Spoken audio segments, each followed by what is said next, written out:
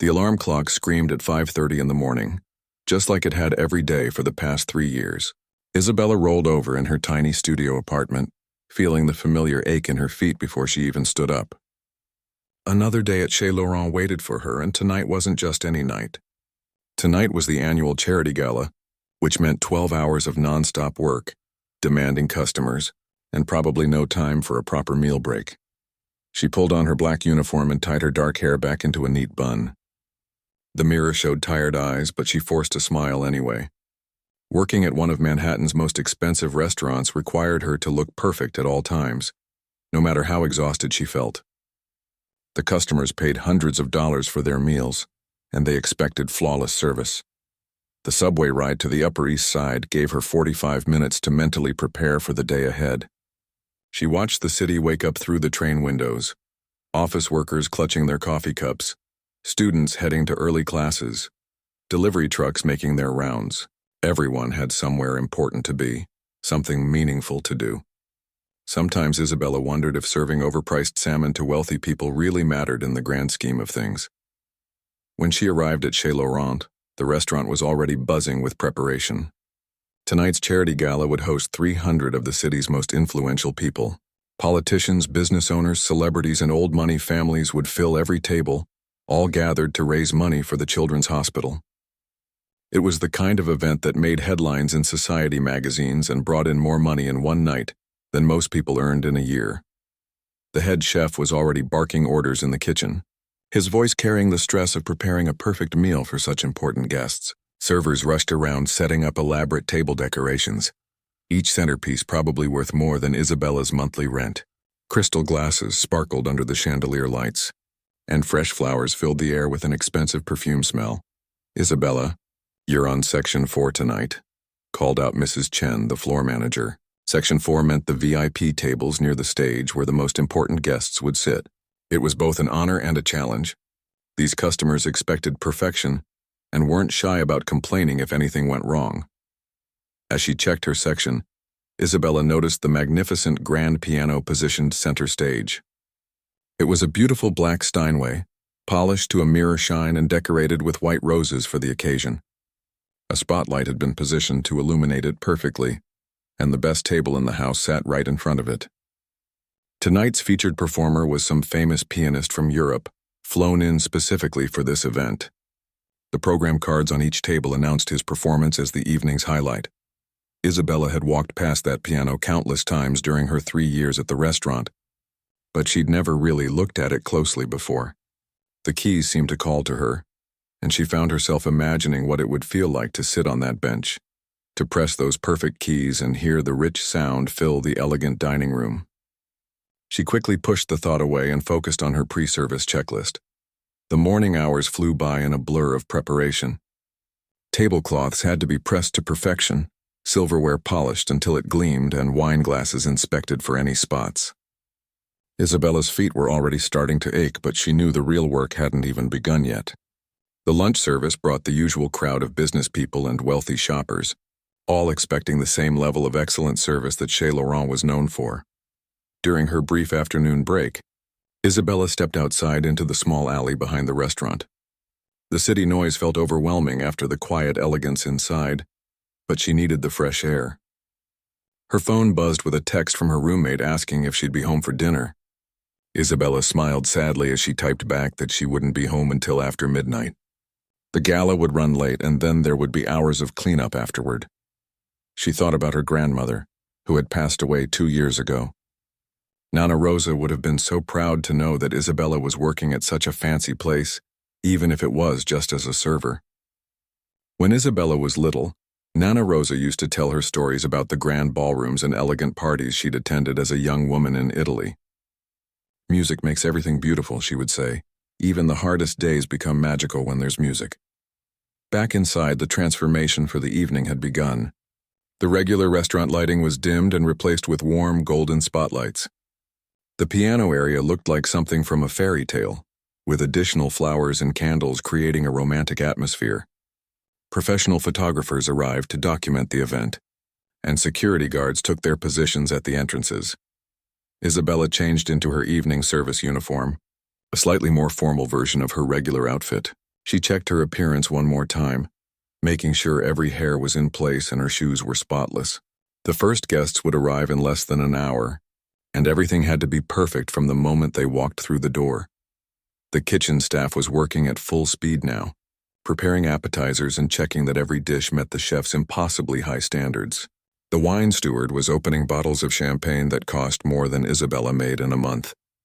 The hostess was reviewing the seating chart one final time, making sure that important guests were positioned exactly where they wanted to be. As Isabella arranged the final touches on her tables, she overheard two of the managers discussing the evening's entertainment. The pianist was apparently very famous in classical music circles, and his performance fee alone was more money than Isabella could imagine.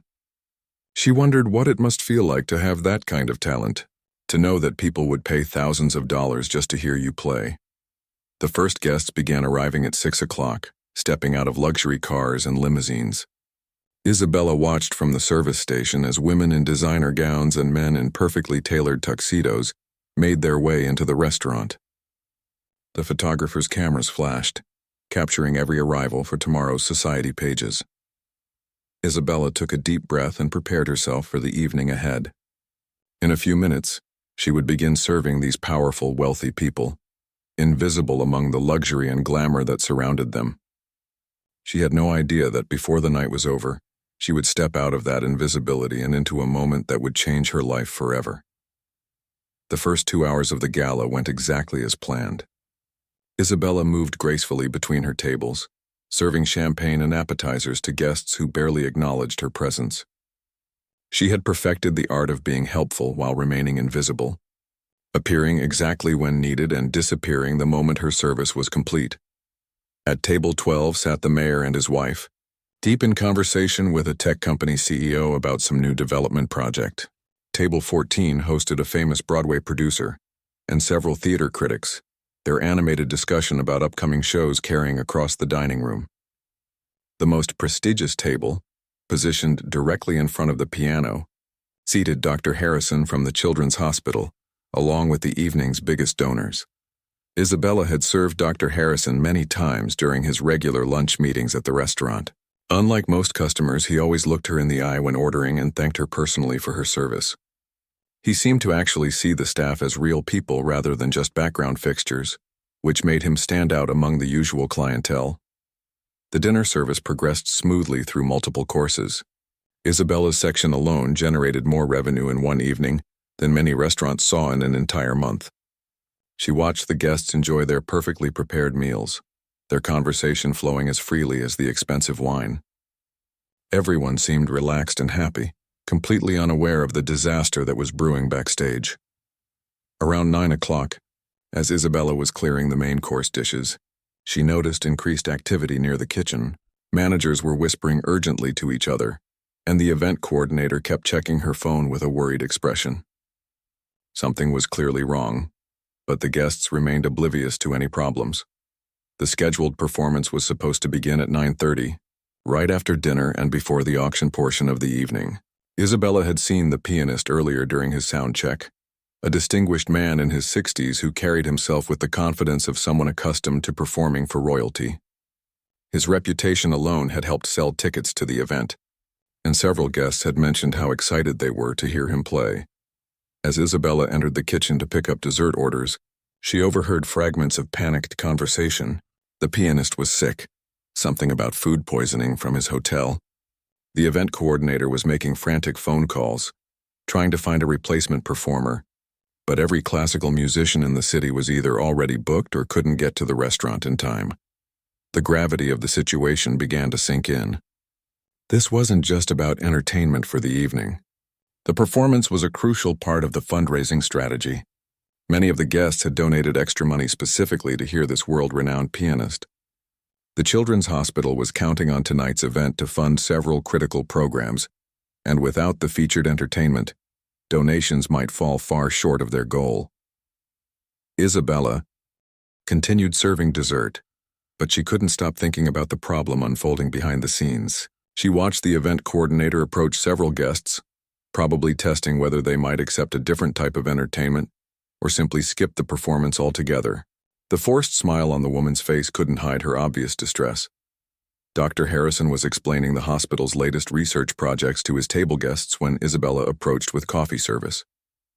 As she poured, she couldn't help but overhear his passionate description of a new pediatric wing that desperately needed funding.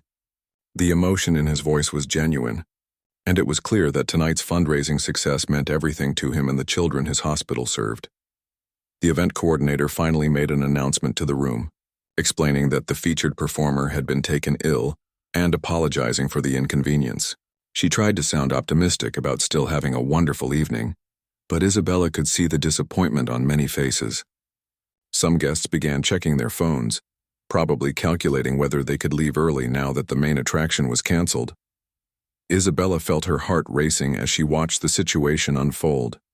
In the back of her mind, a crazy idea was forming, but she tried to push it away. She was just a waitress, completely invisible to these important people. What could she possibly do to help? The very thought seemed ridiculous, and she felt embarrassed for even considering it. But as she watched Dr. Harrison's disappointed face and thought about all those sick children who needed help, something stirred inside her. She remembered her grandmother's words about music making everything beautiful, even the hardest days. Maybe this was one of those moments when someone had to step forward, even if it seemed impossible. Isabella had been playing piano since she was 7 years old. Her grandmother had somehow managed to afford lessons, even though money was always tight in their household.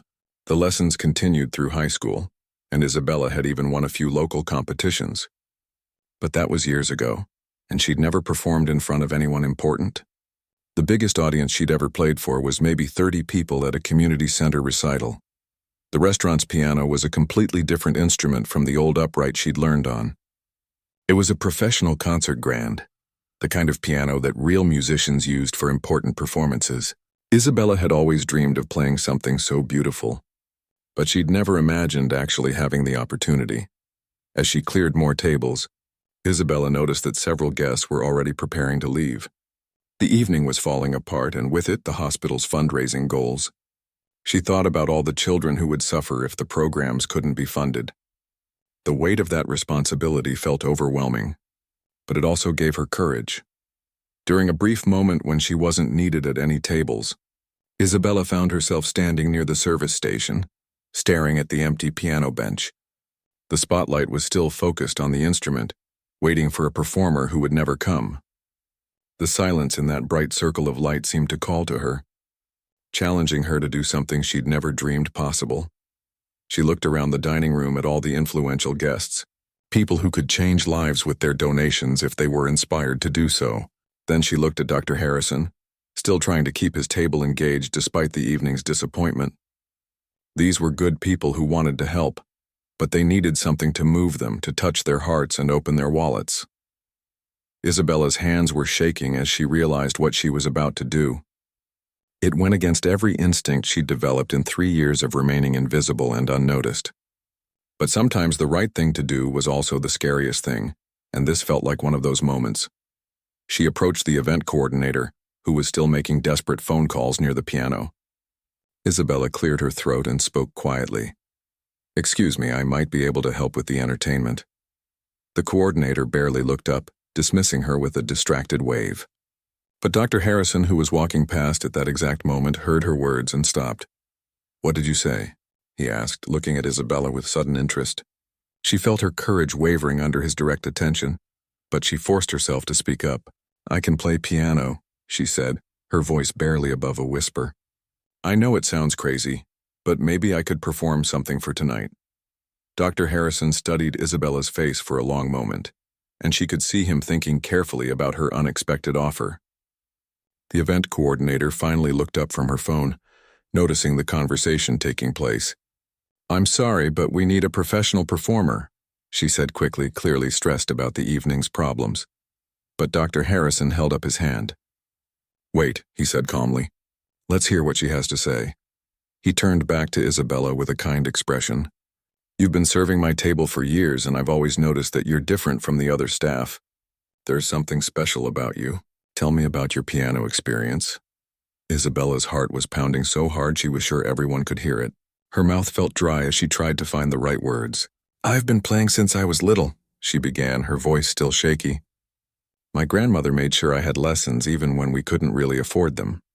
I played in some local competitions when I was younger, and I still practice whenever I can find a piano. The event coordinator looked skeptical. This is a very sophisticated audience, she said. They're expecting professional quality entertainment. I don't think it would be appropriate to have a staff member perform.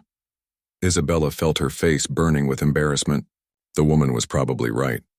What had she been thinking? These weren't the kind of people who would want to hear a waitress play piano. They expected world-class performers, not someone who practiced on old instruments in church basements and community centers. But Dr. Harrison was still watching her thoughtfully. "What would you play?" he asked. Isabella was surprised that he was taking her seriously, when even she was starting to doubt herself. "I know a lot of classical pieces," she said. "Chopin, Mozart, some Beethoven. My grandmother's favorite was Chopin's Nocturne in E-flat major. I've played it thousands of times." "That's a beautiful piece," Dr. Harrison said with a slight smile. "Very emotional and moving. Perfect for an evening like this." He looked around the dining room where guests were finishing their desserts and checking their phones. Some had already left and others looked like they were planning to leave soon. "We're losing people," he said to the event coordinator. "We need to try something, anything, to save this evening." The event coordinator bit her lip, clearly torn between desperation and caution. The fundraising goal for the evening was $2 million, and they were nowhere near that amount. Many of the biggest donors had come specifically for the musical performance, and without it, their generosity might not extend as far as the hospital needed. "I don't know," the coordinator said nervously. "What if she makes a mistake? What if the guests are offended? This could backfire completely and hurt our reputation." Isabella wanted to disappear. Standing there while two people debated whether she was good enough felt horrible. Part of her hoped they would decide against it so she could go back to her invisible role serving tables. But another part of her, the part that remembered her grandmother's encouragement and all those hours of practice, wanted the chance to try. Dr. Harrison made the decision for everyone. "I think we should let her play," he said firmly. "Look around this room. We're already losing the evening. What do we have to lose by trying something different?" He turned to Isabella with an encouraging expression. "I believe you can do this. Your grandmother taught you well, didn't she?" Isabella nodded, surprised that he had picked up on that detail. "She always said that music was the most important thing she could give me," Isabella replied. "Even more important than money or fancy things. She said music could touch people's hearts in ways that nothing else could." "Your grandmother sounds like a wise woman," Dr. Harrison said, "and I think she would want you to share your gift with these people tonight. Not because you're performing for them, but because you're performing for all the children who need our help." The event coordinator finally nodded reluctantly. "Okay," she said, "but keep it short. One piece, maybe 10 minutes maximum. And if it doesn't go well, we'll cut it short and move on to the auction." Isabella felt a mixture of terror and excitement as she realized what was about to happen. In a few minutes, she would be sitting at that beautiful piano in front of 300 of the most influential people in the city. She would no longer be invisible. Every eye in the room would be focused on her, judging her, waiting to see if she was worth their time and attention. She looked down at her simple black uniform, so different from the elegant gowns worn by the female guests. Her hands were rough from years of carrying heavy trays and washing dishes, nothing like the smooth, pampered hands of the wealthy women in the audience. She wondered if she should ask for a few minutes to change clothes or fix her appearance, but there wasn't time for that. The event coordinator took the microphone and called for everyone's attention. "Ladies and gentlemen," she announced, "we have a special surprise for you this evening. One of our staff members has graciously offered to provide some musical entertainment for us. Please give your attention to Isabella, who will be performing a classical piece on the piano." The reaction in the room was immediate and mixed. Some guests looked curious, others appeared confused or even annoyed. Isabella could hear whispered conversations from several tables, and not all of the comments sounded positive. A few people were clearly questioning whether this was appropriate for such an upscale event. Isabella walked slowly toward the piano, her legs feeling weak with every step. The spotlight seemed blindingly bright, and she was acutely aware of every sound in the room. Conversations were dying down as people turned to look at her, and she could feel hundreds of eyes examining her appearance, her posture, her confidence. When she reached the piano bench, Isabella paused for a moment to steady herself. She had dreamed of playing on an instrument like this her entire life, but she had never imagined it would happen under these circumstances. The keys looked perfect under the bright lights, and she could almost hear her grandmother's voice encouraging her to sit down and play. She adjusted the bench to the right height and placed her hands gently on the keys without pressing them yet.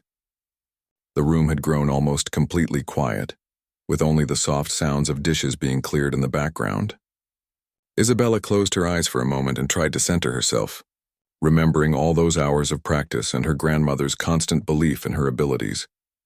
When she opened her eyes again, the audience seemed less intimidating somehow. Instead of seeing 300 wealthy strangers judging her, she tried to imagine she was playing for her grandmother or for the sick children who needed help from the hospital. This wasn't about proving herself to people who might not respect her. This was about sharing something beautiful and meaningful, something that could touch hearts and inspire generosity.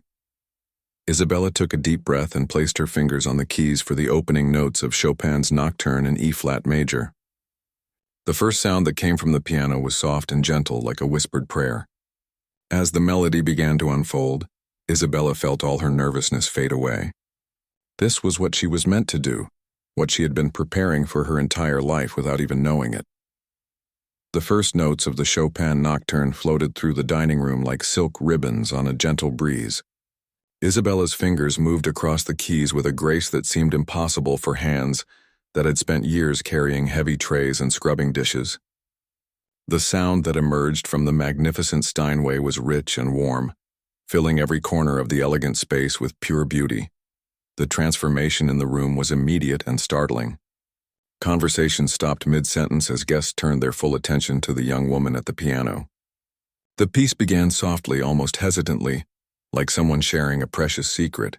Isabella's technique was flawless, but more than that, her playing carried an emotional depth that spoke directly to the heart.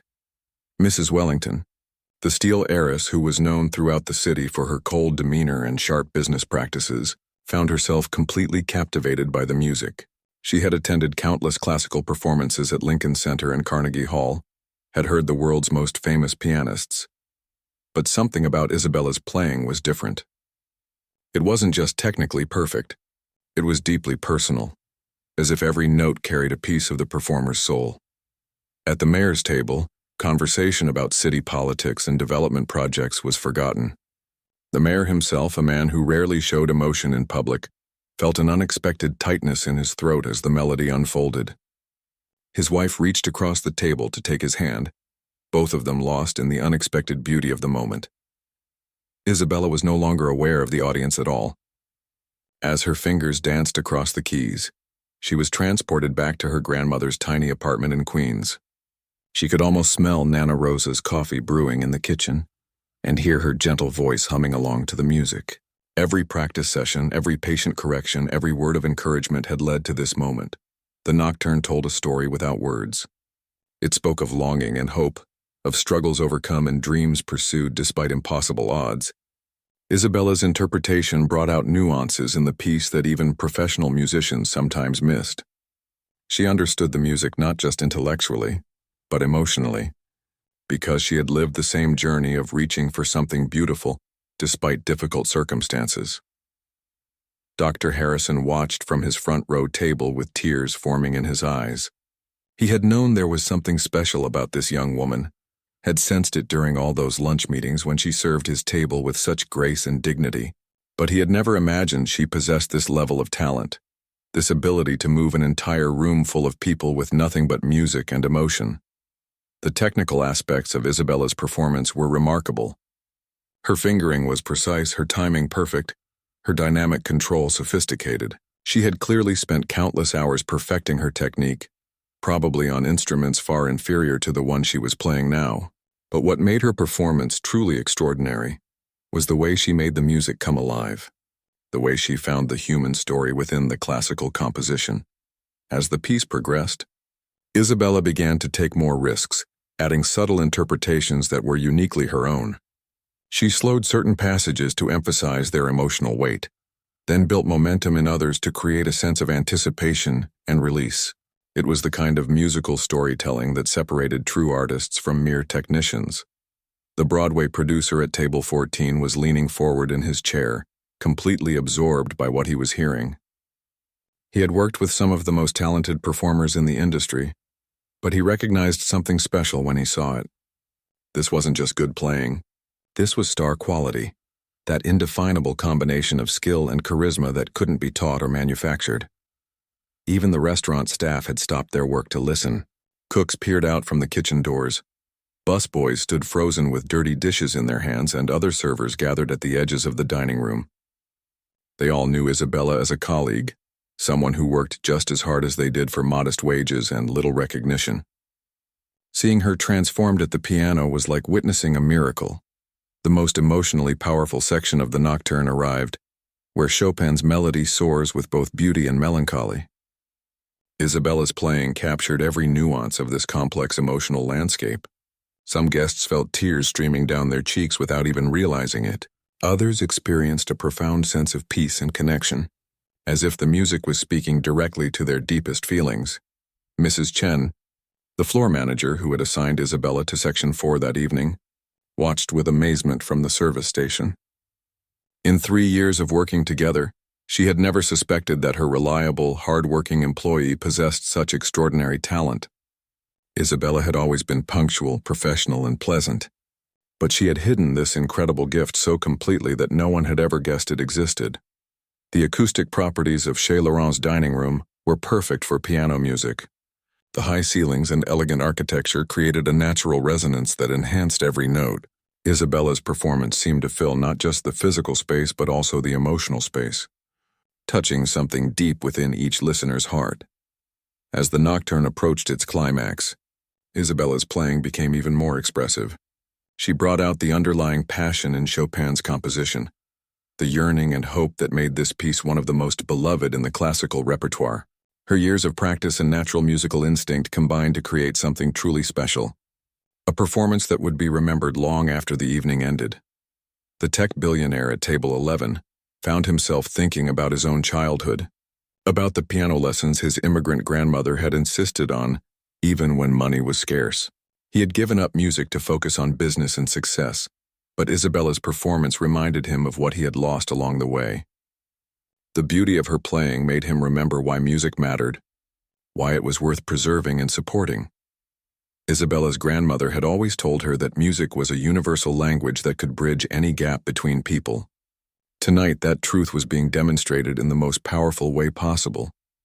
The wealthy guests who normally saw Isabella as invisible help were now seeing her as a complete human being with extraordinary gifts and a compelling story to tell. The emotional climax of the nocturne arrived with Isabella's most passionate playing yet. Every technique she had learned, every hour of practice, every sacrifice her family had made for her musical education came together in these perfect moments. The sound that filled the dining room was not just beautiful music. It was the sound of dreams being realized against all odds. As the final notes of the nocturne faded into silence, the dining room remained absolutely still. Isabella's hands rested gently on the keys, and she could hear her own heartbeat in the profound quiet that followed her performance. For a moment that seemed to stretch forever, nobody moved, nobody breathed, nobody made a sound. Then Dr. Harrison stood up from his front row table, his hands coming together in slow, deliberate applause.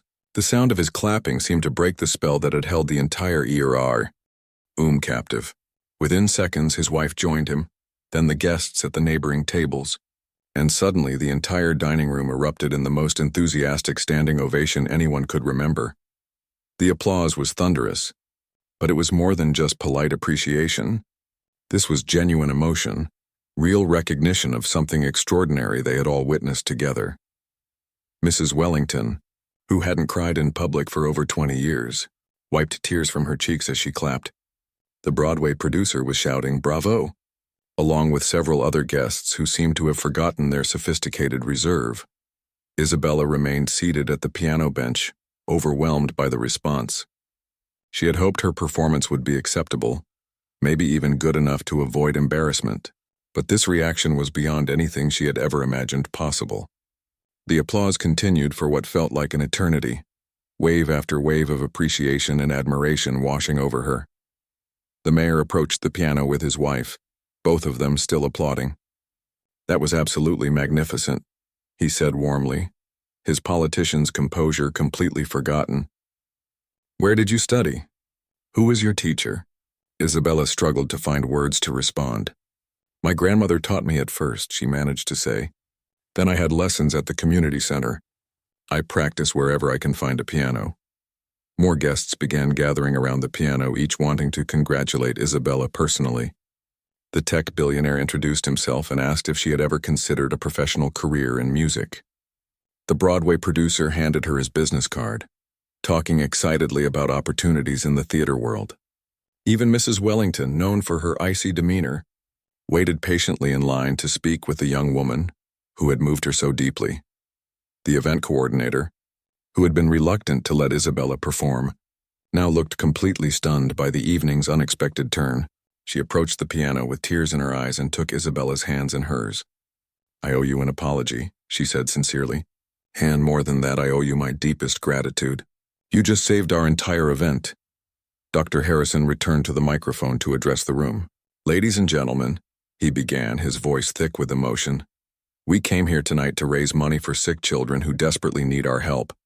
We expected to be entertained by a world-famous performer, but instead we received something much more precious.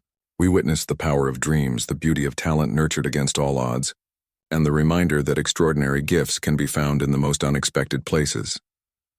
He paused to let his words sink in, then continued.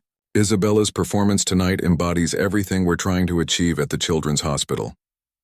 We believe every child deserves a chance to reach their full potential, regardless of their circumstances. Tonight, you've seen what's possible when someone believes in a dream and works tirelessly to make it real." The response was immediate and overwhelming. Guests began approaching the donation table with checkbooks in hand, inspired by what they had witnessed to give more generously than they had originally planned. The mayor announced an additional contribution from the city. Mrs. Wellington stood up and pledged an amount that made several people gasp with surprise. By the end of the evening, the charity gala had raised over $3 million, far exceeding the original goal of $2 million. But the money was only part of the story.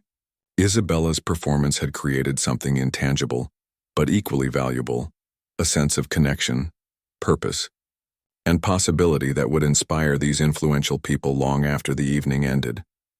As the guests began to leave, many stopped to speak with Isabella one more time.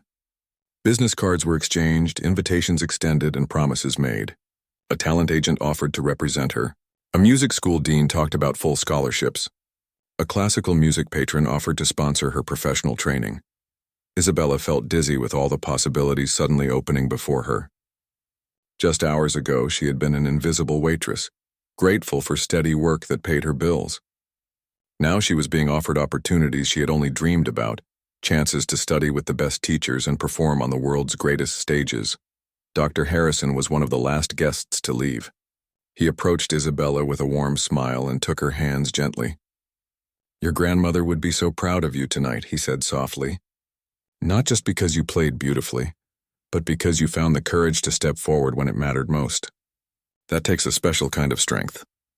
"Thank you for believing in me," Isabella replied, her voice still shaky with emotion. "If you hadn't encouraged me to try, none of this would have happened." Dr. Harrison chuckled softly. "I didn't make you talented, my dear. I just recognized what was already there. Your grandmother gave you the gift, and you developed it through years of hard work. I just gave you the opportunity to share it." 6 months later, Isabella stood on the stage at Carnegie Hall preparing for her debut recital. The audience included many of the same people who had heard her play at Chez Laurent. But now she was the featured performer, dressed in an elegant concert gown instead of a server's uniform. In the front row sat her former colleagues from the restaurant, their faces beaming with pride and excitement. As she took her seat at the concert grand piano, Isabella thought about her grandmother and all the sacrifices that had made this moment possible. The journey from that small apartment in Queens to this legendary concert hall had been long and difficult, but every challenge had been worth it for this incredible opportunity. The program for the evening featured the same Chopin nocturne that had changed her life, along with several other pieces that showcased her remarkable talent.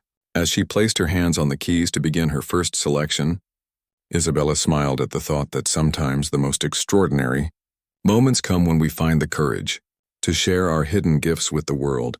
The Conde, waitress who had once served others in silence, had found her voice through music, and that voice would now inspire countless others to believe in the power of dreams and the importance of never giving up on the things that matter most.